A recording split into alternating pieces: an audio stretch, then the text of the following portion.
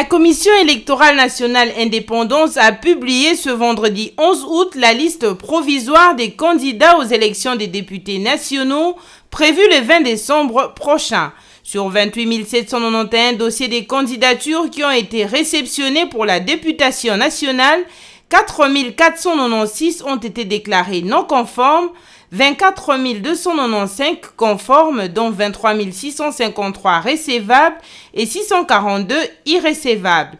Après interviendra l'étape du contentieux devant la Cour constitutionnelle. Un délai de 5 jours sera accordé aux candidats, partis et regroupements politiques pour éventuellement vérifier et au besoin introduire le recours au niveau de la Cour constitutionnelle qui, quant à elle, disposera de 10 jours ouvrables pour traiter les requêtes reçues et prononcer les arrêts qui permettront une fois de plus à la plénière de la CENI de publier les listes définitives de candidatures à l'élection des députés nationaux. Par ailleurs, la CENI a également convoqué depuis le 2 août dernier l'électorat pour les élections des députés provinciaux et des conseillers communaux. Le bureau de réception et de traitement des candidatures sont ouverts à travers les pays pour recevoir les candidatures.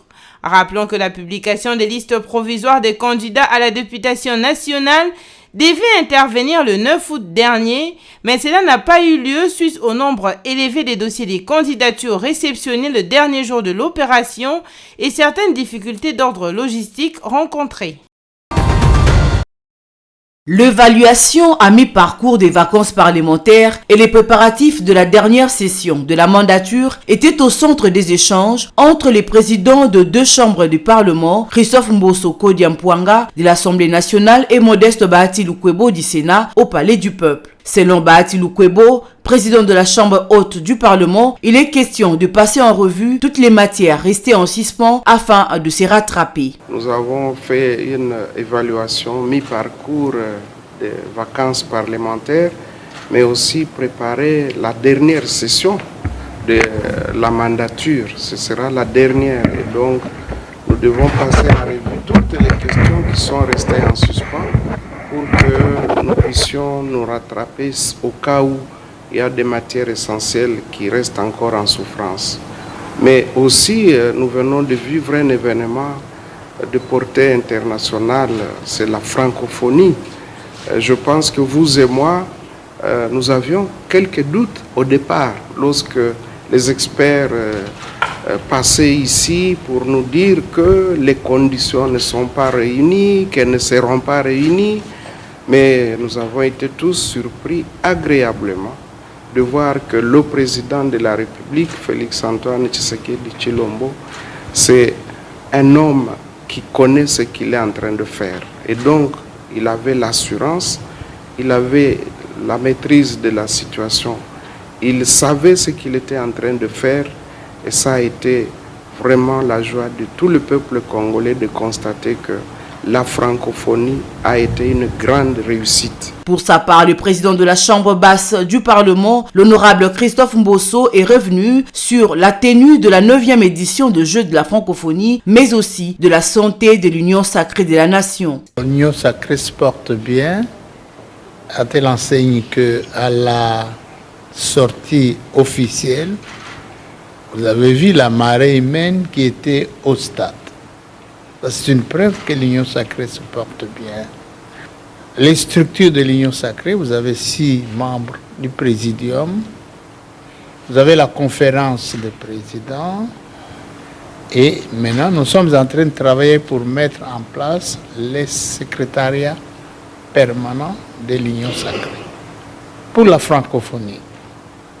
Je confirme ce que mon collègue a dit, mais j'ajoute, je renchéris, en fait, bravo au chef de l'État pour le grand succès pour la francophonie.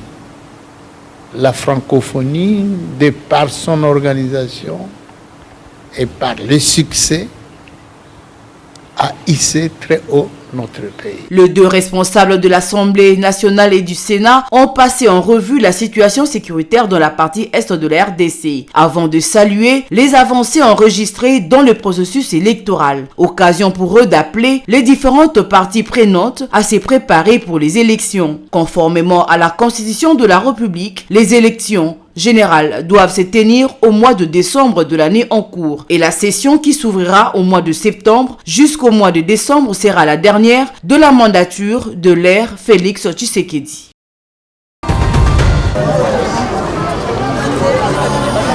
Arrêt de travaux sur la route d'Okolo, aussi appelée Deuxième République, depuis près de 3 mois déjà.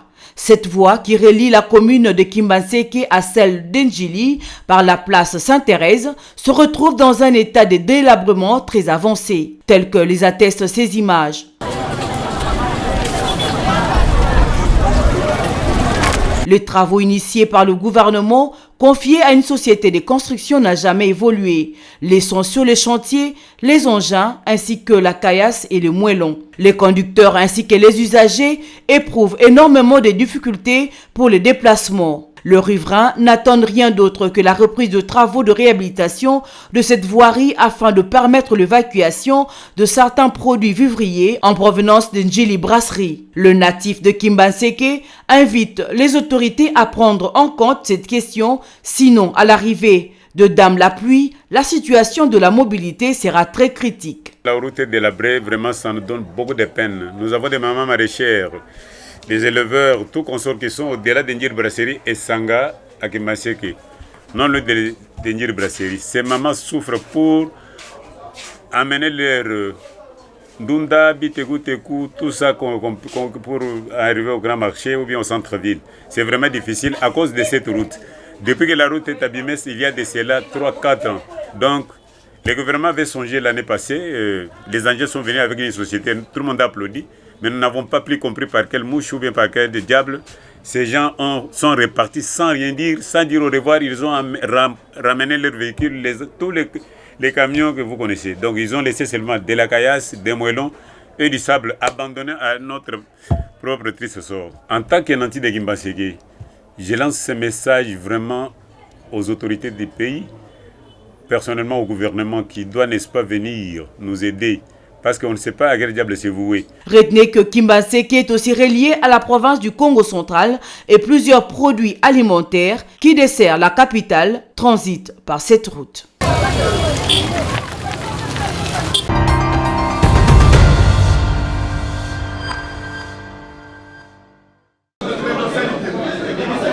Cette réunion de commandement est la première du genre que le nouveau commandant de la police provinciale de Kinshasa a eu avec les différents commandants des grandes unités et les chefs des départements de l'état-major. Pour Blaise Kilimbalimba, il est important que chaque élément sache sa mission au sein de la police. C'est ce qui constitue la clé de la réussite du service qu'il rend à la population. Le nouveau commandant de la police nationale congolaise à Kinshasa insiste sur l'interaction entre les unités et la collaboration avec la population. Cette réunion a un seul objectif: avoir le même entendement de la mission. Parce qu'après analyse et autopsie, on a compris que beaucoup d'autres sont ici avec nous, mais ils ne savent pas que nous sommes là pour des missions, pour une mission que nous devons accomplir. Et il ne peut s'accomplir une mission que lorsqu'il y a une interaction, une bonne compréhension. Le commissaire provincial de la police nationale congolaise a instruit ses hommes pour l'intensification des patrouilles régulières, organisées et ciblées afin de venir à bout de l'insécurité dans la ville de Kinshasa. Le 9e jeu de la francophonie à Kinshasa a hissé très haut le drapeau de la République démocratique du Congo. Madame Julia Luonga Mamba, CEO de Mondico Holding, s'en réjouit et félicite les organisateurs. C'est vrai que c'était un véritable défi. Premièrement, je retire toutes mes félicitations à toutes les personnes qui se sont battues pour que cet événement soit une réussite. Surtout que c'est une première pour notre pays de rassembler autant de personnes venant de la communauté francophone. Et mes sincères félicitations au président de la République d'avoir relevé le défi.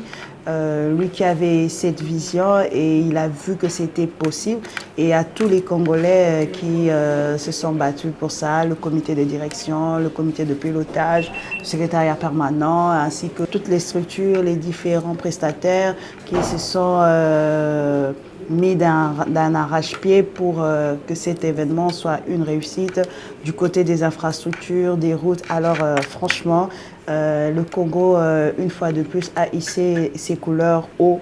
Et ça, c'est vraiment quelque chose de très positif. Et ça a redonné une nouvelle image au pays. Certes, ce pays qui souffre énormément à l'est du pays, nous ne vous avons pas oublié, mais ces moments, ces 10 jours ont été importants pour le peuple congolais de se voir une fois de plus être à l'honneur, de recevoir, d'être accueillant. Et moi, personnellement, je suis content du résultat. Il y avait beaucoup à faire, le défi était énorme et nous avons pu le relever. Étant intervenante au deuxième forum pour elle, le samedi 12 août 2023, au Musée national, qui aura pour thème « Jeunes femmes et le marché de l'emploi », Madame Julia Luonga mobilise les femmes de Kinshasa et de partout. Ça a toujours été pour moi un honneur de partager mes expériences avec la communauté congolaise. Pour moi, c'est un honneur et je prends beaucoup cela à cœur parce que je sais que ce que je dis, ce que je fais peut de manière positive ou négative influencer la vie de quelqu'un. Alors j'ai vraiment hâte d'être avec vous ce samedi. Je crois que ça sera au musée. Donc on va parler et n'oubliez pas le thème, surmonter les échecs. Le rendez-vous est pris pour ce samedi 12 août 2023 au Musée national pour connaître comment surmonter les échecs. Sur 11 concours culturels et 9 compétitions sportives, la RDC a raflé 5 médailles d'or, 11 d'argent et 18 en bronze, ce qui classe le pays hôte à la 9e position au classement général. Parmi les disciplines qui ont souri à la République démocratique du Congo, s'ajoute la littérature dans la catégorie de génie en herbe. Les génies en herbe, un jeu qui éveille la fibre culturelle de toute une communauté. Parmi les élèves sélectionnés pour représenter la RDC en ces 9e Jeux de la francophonie, il y a José Iyeraba et Jemima Boko qui, en compagnie de leurs équipes respectives, ont démontré une connaissance surréaliste en culture générale. Devant la caméra, ces élèves invitent le jeune Congolais à emboîter les pas et à bannir les antivaleurs. Tout au cours, pour ce tournoi Génie en herbe, c'est un tournoi vraiment cultivant. Je devrais parler plus sur celui-ci. C'était un tournoi vraiment cultivant pour nous, la jeunesse. Ça nous a permis d'acquérir des connaissances que nous ne pensions même pas avoir dans le passé. Et c'est vraiment une science, la mathématique, tout cela. C'était vraiment intéressant pour nous. Ça nous a aussi boosté à lire. Et la médaille d'or, vous la dédiez à qui? La médaille d'or, je la dédie à mon école, à notre sœur préfet, à notre coach et à tous ceux qui m'ont soutenu de près ou de loin. Merci. Merci. J'étais très honorée, parce que en tant qu'herbogéniste, on nous considère par les personnes qui étaient venues nous assister comme des génies. Pourtant, il y a quelques mois, je ne me considérais pas vraiment comme telle. Avoir participé à cette compétition avec mon équipe et moi et mes coachs m'a vraiment donné un sentiment de satisfaction. Le premier jour, il y avait franchement une ambiance très intense parce qu'avec toutes ces écoles, tout le monde voulait gagner le premier match pour au moins se garantir 3 points. Mais c'était toujours très intéressant parce qu'après les matchs, il y avait toujours des salutations, des sourires, félicitations, à demain, bonne chance. C'était intéressant. Tout le monde peut apprendre, tout le monde peut lire, tout le monde peut voir, tout le monde peut remarquer.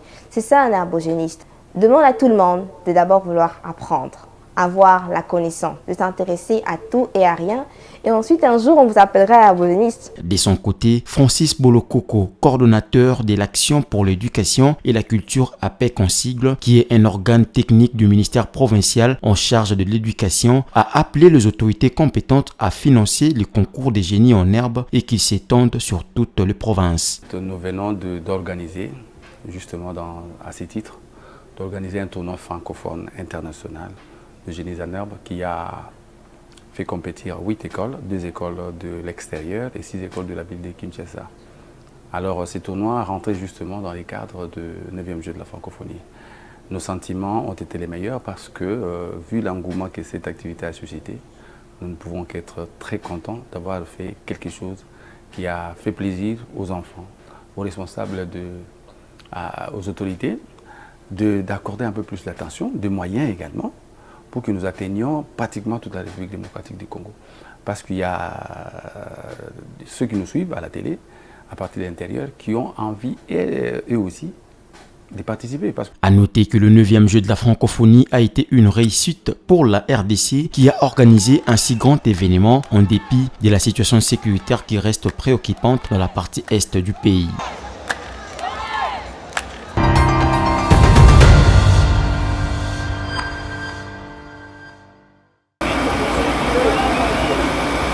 Les dégâts sont énormes à la suite de l'explosion d'un camion-citerne transportant du gazole qui s'est renversé la nuit dernière au quartier Rigini dans la commune d'Elemba. Les causes de cet accident seraient entre autres le mauvais état de la route qui pousse le conducteur aux manœuvres risquées. Notre route est vraiment délabrée. Le conducteur de ces camions-citernes a connu une panne de frein et en roulant, il a voulu dévier le nid de poules qui jonge la route. Malheureusement, il a fini la route dans les caniveaux et le gazole s'est renversé avant d'exploser en provoquant la panique générale. Et si vous remarquez bien, les câbles de la SNEL sont installés dans une basse altitude. Voilà pourquoi nous, les habitants de ces quartiers, demandons aux autorités de réhabiliter les tronçons routiers Guinée Station Service qui est dans un état de délabrement avancé. Nous demandons aussi aux autorités de la SNEL de revoir la situation de ces câbles. Ayant fait le déplacement du lieu du drame, le vice-premier ministre et ministre de l'Intérieur et Sécurité a déploré le non-respect du périmètre de sécurité entre la chaussée et les constructions. Peter Kazadi s'est dit choqué par les désordres qui règnent à cet endroit. Ce que nous venons de connaître aujourd'hui, ça fait partie de ces désordres que nous observons. L'inobservance des règles de la route. Mais là, je viens encore d'être surpris désagréablement. Toutes les maisons qui ont pris feu sont sur l'emprise publique. De sorte que si c'était éloigné de la voie publique, nous n'allions pas connaître cette catastrophe qui a engendré la mort de 5 de nos compatriotes. Le camion-citerne à l'origine de ces drames a touché des câbles de la SNEL qui ont provoqué l'incendie. Une situation qui aura des conséquences énormes sur la desserte en électricité dans cette partie d'Elemba, affirme un responsable de la SNEL. Nous avons perdu pratiquement tous nos câbles basse tension qui desservent la clientèle du rond-point Ngaba. Voyez-vous, c'est là en rapport avec l'accident que nous déplorons, qui s'est passé la nuit, autour de 3 heures du matin. Et il a endommagé plusieurs de nos câbles, je me répète encore, et nos poteaux, support câble. Bon, la population sera privée d'électricité pendant quelques jours. Et il faut le dire comme ça, parce que le temps d'investiguer et de tout mettre en œuvre, évaluer l'ampleur des dégâts et puis faire un état des lieux.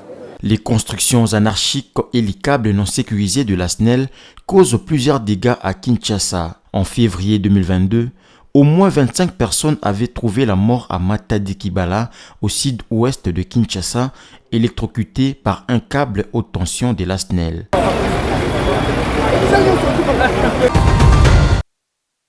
L'ordonnance loi numéro 23/010 portant sur les codes du numérique a été promulguée le 13 mars 2023. Cette ordonnance-loi marque ainsi une étape importante dans les développements du secteur du numérique en République démocratique du Congo. Ces codes viennent combler les vides juridiques et réglementer les secteurs du numérique. Avec ses 390 articles, il pose le base de la réglementation et de la régulation du secteur du numérique en RDC. Il tient compte de notions jusqu'alors non prises en charge par une loi, à l'instar du commerce électronique, de la signature électronique, de la régulation des plateformes numériques, de la protection des données à caractère personnel, de la cybersécurité et de la cybercriminalité. Malgré sa promulgation, cette nouvelle réglementation reste méconnue et souffre d'application sur terrain. Dans les cours et tribunaux, trop peu de dossiers sont consacrés sur les infractions numériques. Au regard du développement de la technologie dans la vie sociale, il est plus qu'important d'outiller le magistrat sur ces nouveaux codes du numérique.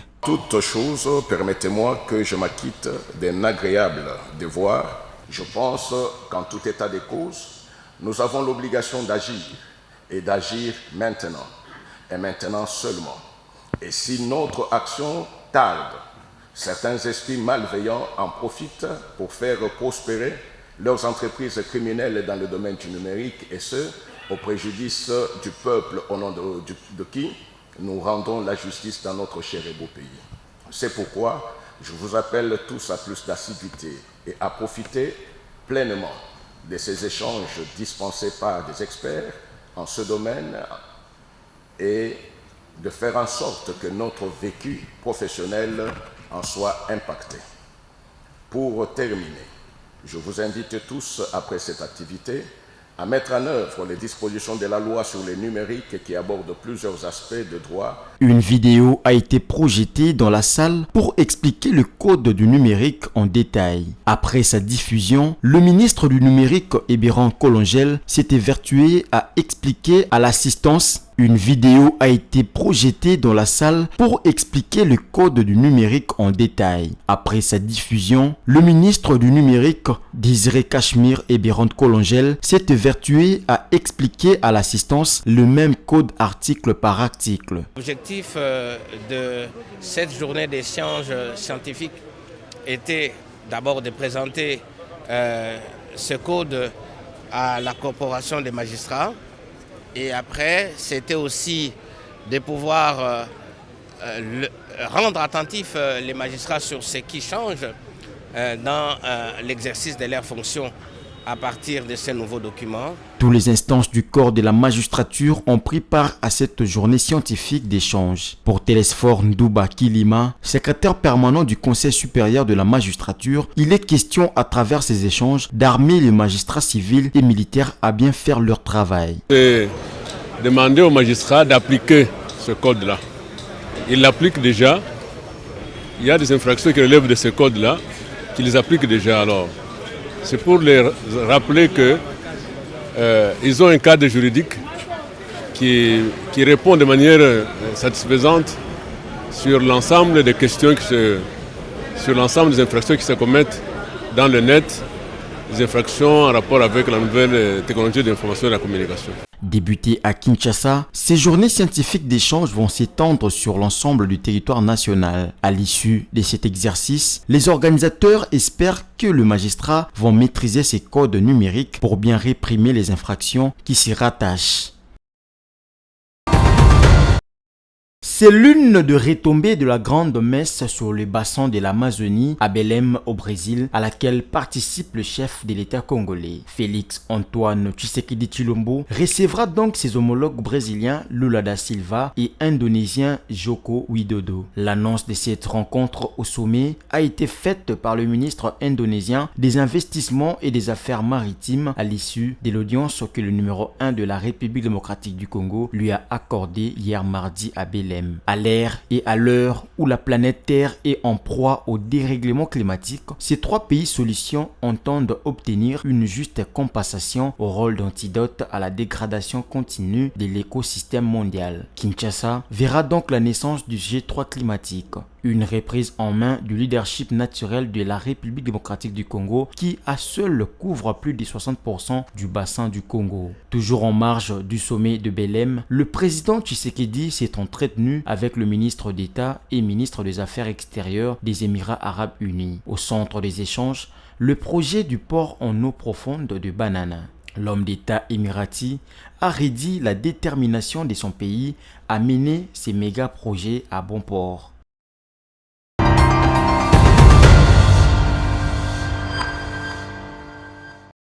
C'est depuis hier, lundi 7 août, que le vice-premier ministre de l'Intérieur, Sécurité et Affaires coutumières, Maître Peter Kazadi Kankonde, a procédé au lancement de recrutement de 13 000 policiers qu'il a lancé après quelques semaines de sa prise de fonction. Peter Kazadi était avec les responsables de la police nationale pour lancer cette campagne de recrutement. L'objectif de cette campagne est de renforcer la sécurité à travers le pays. Concernant le recrutement des policiers, il est décidé à partir d'aujourd'hui que le recrutement est lancé. Le recrutement se fera à travers tout l'État national, dans les 26 provinces. Nous allons là créer une commission nationale de recrutement et au niveau des provinces, il y aura des commissions, sous-commissions de recrutement. Au cours de cette réunion, plusieurs autres sujets ont été abordés, dont la lutte contre les embouteillages récurrents dans la ville de Kinshasa. À ce sujet, des mesures drastiques ont été prises, telles que l'interdiction de circulation de gros camions pendant les journées dans la ville-province de Kinshasa et les monnayages de contrefaction dans les frontières. Les embouteillages, il nous a été recommandé de faire observer scrupuleusement le code de la route. C'est-à-dire que tout est prévu dans ce code, que ce soit du non-respect des bandes, que ce soit des sens contraires que les uns et les autres utilisent, ces actes seront réprimés. Rappelons que cette mesure existe déjà et elle a été sanctionnée par un arrêté du gouverneur de la ville, Jean-Tini Ngobila. Il ne reste qu'à la police de la mettre en application.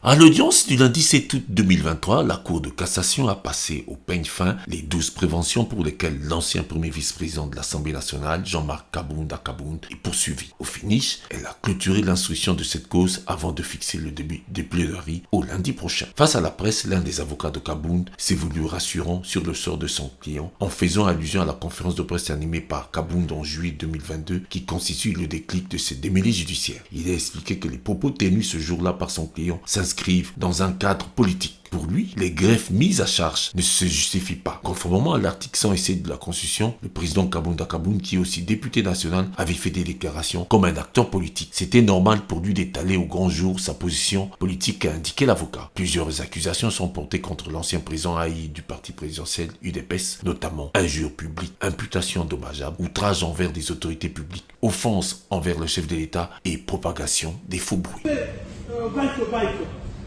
C'est essai-erreur. C'est déplorable quand tu vas poursuivre un accident, il y a un camion ici là qui freine et pour percuter le poteau, il va câble à courant de Katani et ça dit que le moto est venu. Et ça là qui à 3 heures du matin. À 3 heures du matin, heureusement, ça là qui m'invitait à voir. La noire te monique que tu as déploré la victime et vérité. De nous apprendre encore maintenant, les gens à la mémoire qui la CMG, la clinique Moroa juste derrière, à outil pour rendre l'âme. Donc, au total, c'est 3 morts à l'heure actuelle. Nous déplorons par comportement et à bateau, ça pour TK dans la condition à Mabé, parce que Bandako a magasin ces alliés, en principe, il n'y a pas longtemps, ils avaient dit à beaucoup de temps. On va zoomer ici, Bandako wana, qui va s'abouler en Kati, tu as évité la Kati à Bandako wana, ici, s'il y aura encore des victimes là-dedans. Comment on a de saluer ma casse, il y a des sapeurs-pompiers dans Bichot. Malgré ma maigre moyen, on va maintenir depuis 4 4h du matin, quand la première à 6h moins, la toute la maison de saluer effort, il y a 7 pour y sur le massacre de la nation. Nous, c'est la population, autant de monde, la maman a des côtés dans la place, on a pris, c'est pas le moment où le maman, il faut que la porte va comprendre que ma caméra, qui ça, ils ont la boucle là. Maman, quand vous faites les bateaux, bateau, quand on a balabala, autre que ça va, on va dans la balabala. Nous sommes les cas au bout, la police, ils ont fait qui se mouillent, qui vont faire qui se natina. L'être que ça va battre dans la balabala, d'abord, ils ont pour la sécurité dans la banque, la première des choses. Au moment où la maternité, la nuit, va pouvoir. Au moment où la kidnappement, l'examen va pouvoir. Il y a un mot, ça va battre, ça va monter à ma tête. Ces mesures concernent notamment l'indépendance de l'achat des fournitures scolaires, des modalités de la paie des frais scolaires, du minerval et des inscriptions, de la confirmation des élèves dans les écoles. Pour le ministre de l'EPST, Tony Mabakazadi, les parents sont désormais libres de se procurer des fournitures scolaires, les uniformes et la tenue de l'éducation physique au marché de leur choix, pas comme auparavant, dans les conditions des écoles et à des prix imposés. Quant aux frais scolaires, ils doivent être perçus obligatoirement en monnaie nationale, c'est-à-dire en francs congolais. Les inscriptions, elles sont gratuites et doivent être faites aux dates fixées par le calendrier scolaire 2023-2024. Aussi, aucun test d'admission ne doit être organisé pour les nouveaux élèves et aucun frais de réinscription ne doit être exigé aux anciens élèves, ordonne le ministre. Entre autres, aucun élève ne peut être exclu pour des raisons liées à son appartenance ethnique, radicale, religieuse ou pour des frais scolaires. Il convient de retenir qu'aucun acompte des frais scolaires ne peut être exigé avant la rentrée scolaire. Ces mesures déjà prises par le passé souffrent souvent dans leur application. Pour ce faire, Tony Mabakazadi a invité les autorités de son ministère à prendre des sanctions sévères contre les promoteurs des écoles et responsables récalcitrants.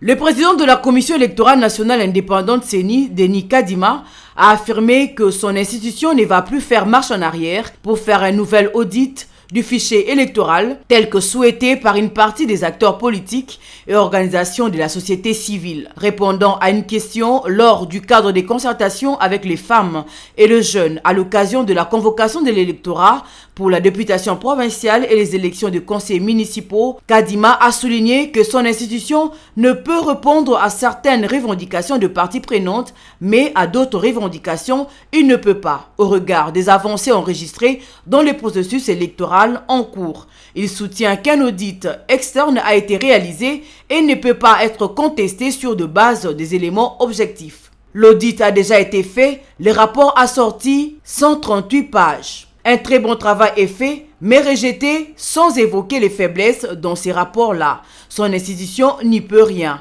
car elle a fait montre de bonne foi. L'opposition avec à sa tête Martin Fayoulou et la mission d'observation ECC5O continue de remettre en cause l'audit externe qu'avaient mené 5 experts recrutés par la CENI. Ils soupçonnent l'existence des électeurs fictifs dans le fichier qui favoriserait la fraude électorale en faveur de l'actuel chef de l'État. Pour tenter d'apaiser la tension, Denis Kadima avait décidé de rencontrer les leaders de l'opposition pour explorer des solutions pour un processus électoral plus inclusif. Il avait reçu Martin Fayoulou, Matata Pogno, Délice Sanga et Dieudonné Bolinguetenge, représentant Moïse Katumbi. Ensuite, c'était le tour du chef du parti politique Nouvel Élan, Adolphe Mouzito. Joseph Kabila a également été saisi, mais jusque-là, n'a toujours pas répondu. La mission d'observation électorale de la CENCO et l'ECC a annoncé son intention de mener un audit citoyen du fichier électoral. La mission justifie cette proposition en affirmant que l'audit réalisé jusque-là n'a pas été perçu comme indépendant et transparent. Dans une déclaration faite le vendredi, la MOE, CENCO ECC a indiqué que l'audit qu'elle propose sera réalisé avec le soutien de la CENI elle-même et a suggéré une méthodologie pour le mettre en œuvre. Pendant ce temps, le train électoral ne s'arrête pas. Le bureau de réception et de traitement de candidatures ont bouclé avec les réceptions de dossiers de candidatures pour la députation nationale. Après cette étape, la CENI reçoit déjà des candidatures de députés provinciaux jusqu'à l'élection présidentielle.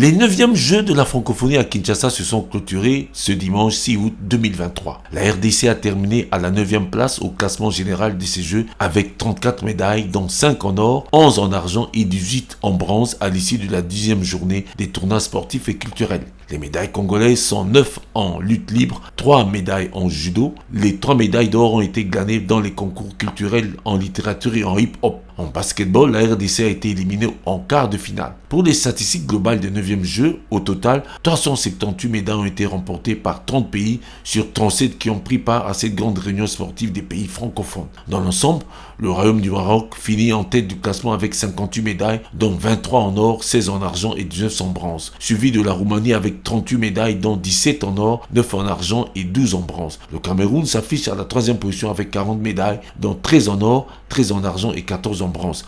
La France se classe à la 6e position avec 15 médailles, parmi lesquelles 7 en or. La Guinée équatoriale et le Vietnam clôturent le tableau du classement général des médailles avec respectivement une médaille en bronze et aucune médaille d'argent et d'or.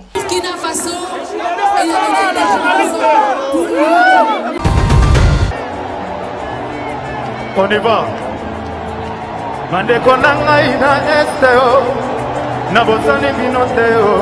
Le surnommé Jésus de Nyans a débuté sa prestation par une chanson réclamant la paix dans l'est de la République démocratique du Congo, en proie aux violences de groupes armés depuis plus de 2 décennies.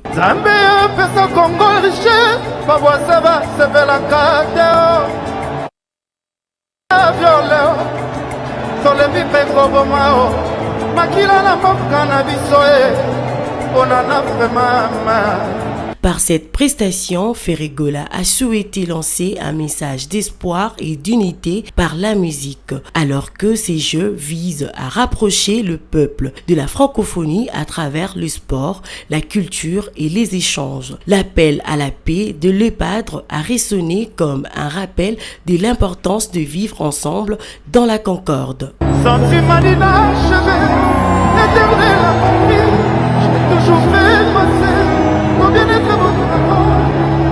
Regarde-moi.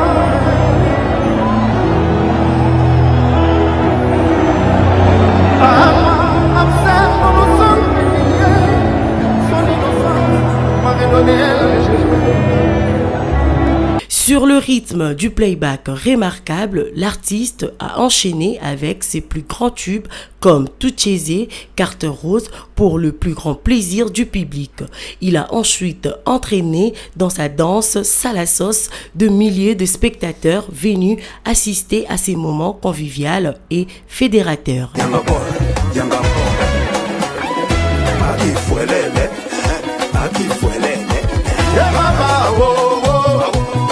Aïe aïe aïe